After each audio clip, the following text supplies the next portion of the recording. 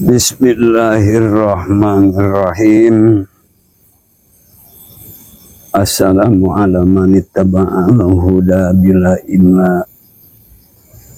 Assalamu ala man ittaba'al huda bila imdadi. Assalamualaikum ya mitahu bila imdadi. Rabbi najjina minal qawmiz zalimin. Assalamualaikum wa ala ibadillahi sholihin. Assalamualaikum warahmatullahi wabarakatuh. Alhamdulillahilladzi amarana bittaqwa wa nahana 'anit ittiba'il hawa. Asyhadu an la ilaha illallah ni'mal wakil wa ni'mal maula. Wa ashhadu anna sayyidana Muhammadan abduhu wa rasuluh wa man yunkiruhu faqad dhalla dhalalan ba'ida. Wa sallallahu ala sayyidina wa habibina Mustafa Muhammadin nabiyil huda alladhi yantiqu 'anil hawa in huwa illa wahyu yuha. Wa ala alihi wa ashabihi ahli syidki wal wafa. Amma ba'du, fa ya ayyuhal musyahiduna kiram rahimakumullah, usikum wa iyaya bitaqwallah. Wa qala ta'ala wa tandur nafsum ma qaddamat sadiqat. Sadaqallahul adzim. Kadang wargi samudayana, alhamdulillah dina kesempatan ieu urang sadayana tiasa kembang ngariung dina raraga ngawawuhan diri urang sewang-sewangan. Alhamdulillah dina ieu kesempatan lain daripada yang lain, ayeuna mah ngahaja ngebantun patempatan di hiji patempatan anu pinuh ku sakral, anu pinuh ku mengenang kana jati diri manusia. Dina nalika manusia geus aya dina bahasa sadar, hayat, pemimpin, ari geus diasupkeun kana sedong mah kabeh ogenan akur kitu-kitu keneh. Nu ngabedakeun mah ieu ti hiji baju anu disebut baju katakwaan. Nalika perjalanan manusia keur rumangsungna hirup di alam pawenangan ieu, alam dunia ieu, kena ku paribasa sejarah. Memang bener kacida nalika bahasana ngagali kana sejarah. Perjalanan panjang urang Sunda beribarat pedang bermata dua. Sebenarnya loba anu apal, tapi siga nu sieun diucapkeunana. Jadi kawas nu dikunci bibirna teh ngan saukur ti bibir ka bibir we, bahasana teh beja jeung cek cenah. Eta teh berpengaruh kana identitas Kasundaan keur generasi nu bakal datang. Dina intina nalika hiji sejarah bahasana disumputkeun atau otomatis bahasana teh muncek dalang teh mah diteundeun dihandeulum sieum geusan alaheun dihanjuang siang. Anu nalika paribasana eta sejarah diungkap minimal bahasana tina sajengkal jadi sadeupa. Otomatis bakal patukang tongong jeung naon anu istilahna keaslianana. Ngan dina hal ieu Buana Raksajaya lain rek ngaguar sejarah. Dan notabene Buana Raksajaya mun ditanya bahasana sapertikeun kieu. Modelkeun dina nu kamari. Yang terakhir kamari Ari kerajaan Galunggung tahun sabaraha. Ulah nanyakeun sejarah ngan bahasa Galunggung dijadikeun hiji filosofi kerbuana Raksa Jaya. Nalika manusia hayang tepikan zat maha agung ieu teh manusia kudu bahasana naon? Lemah. Lemahkeun diri urang sangkan pinanggih jeung naon anu disebut bahasana eta manusia wawuh jeung nu maha agung. Intina kadinya. Nah, ari nu ngaran akar teh pondasi na tangkal. Mun akar alus, mun akarna kuat, alus oge kaluhurna, dahan kuat, lebeut daun, lebeut buah. Itu oge dina kahirupan. Gumantungkan hate, lamun hate alus, oge lampah, laku lampah na hirupna alus, makana sabab dimimitian ku hate anu jadi pondasi eta alus, maka kahirupan bakal alus. Atuh jelas. Nalika ieu konsepna manusia keur ngajadikeun hiji laku lampah kumaha carana eta manusia sangkan pinanggi jeung naon anu disebut hade tata hade titi duduga peryoga atuh eta manusia pake ieu hiji prinsip nu ngaranna semah dalem.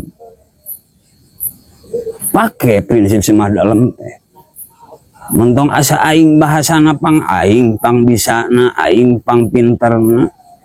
Tapi nalika konsep manggihan karena jati diri naon aya di semua dalam ieu ari bahasa kalakuan jeung hate nu awalna masih kena hayang dipunjung dipuja maka kapanggih.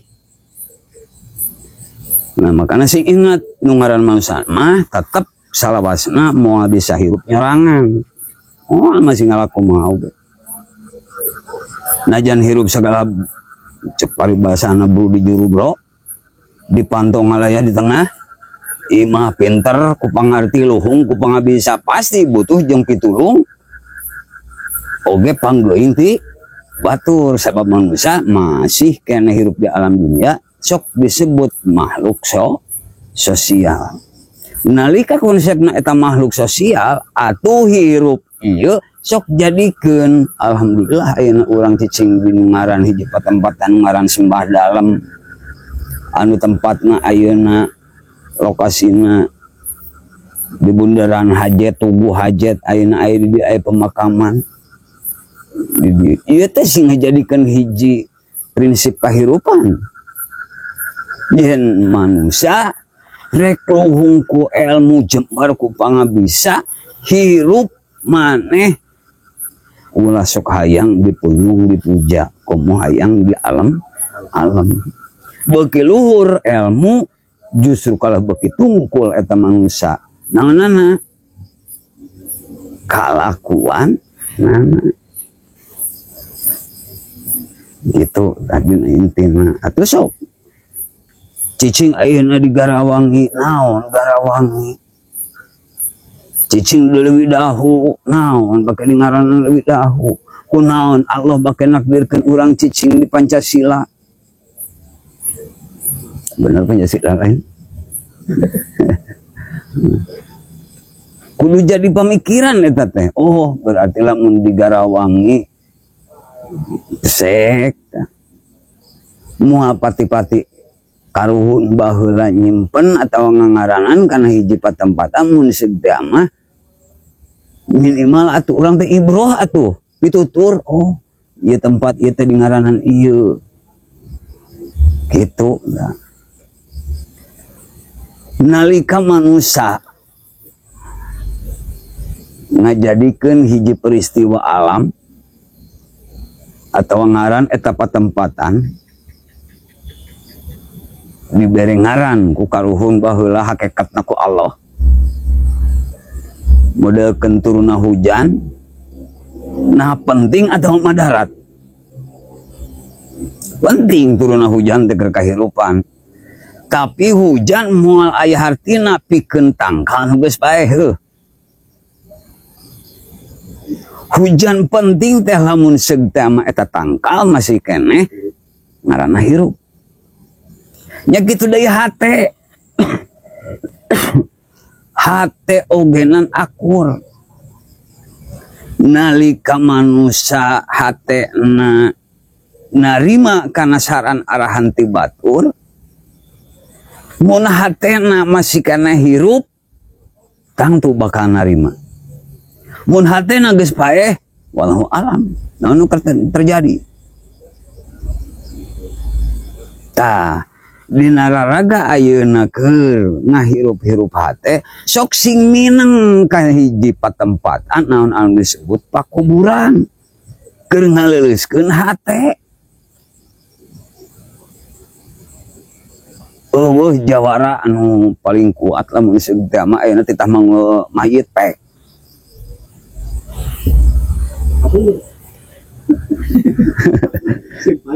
Tah. Ulah-ulah gitu jawara anu jago sok. Wah, jago ka bina-bina. Hayang modal we. Eleh ku tai mah. Tah. Jadi dina zaman kiwari loba jalma nu ngarasa pinter tapi teu pinter ngarasanya. Loba jalma nu ngarasa bisa tapi teu bisa ngarasa. Loba jalma nu ngarasa bener tapi teu bener ngarasa. Baik. Ulah yang di papatahan cek kasarna kekeh di papatahan ku batur. Tinggal naon? Muhasabah diri. Sekali deui.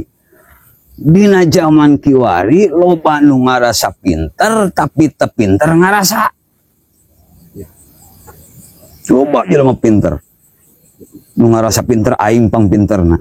Tapi bobalikeun, boga teu eta nu kapinteran eta teh rasana pinter ngarasa. Aya teu? Aya gitu. Pinter mah urang ingat ngarasa urang. Nah, atuh nalika urang ngarasa pinter, nah kapinteran teh nu saha? Nu sia atau nu Allah? Allah. Nah, geuningan me pinteranan. Mun teu ku aing mah. Kan pokona kitu. Iya. Atuh pinter nu saha? Nu diri nu Allah. Sok sungkeun urang mah gelasna teh kasongkeun. Atuh dina intina urang ulah neangan untung tina rugi batur. Ulah neang bungah tina susah batur. Ulah neang seuri tina cerik batur. Ulah neang bagja tina katunggara batur.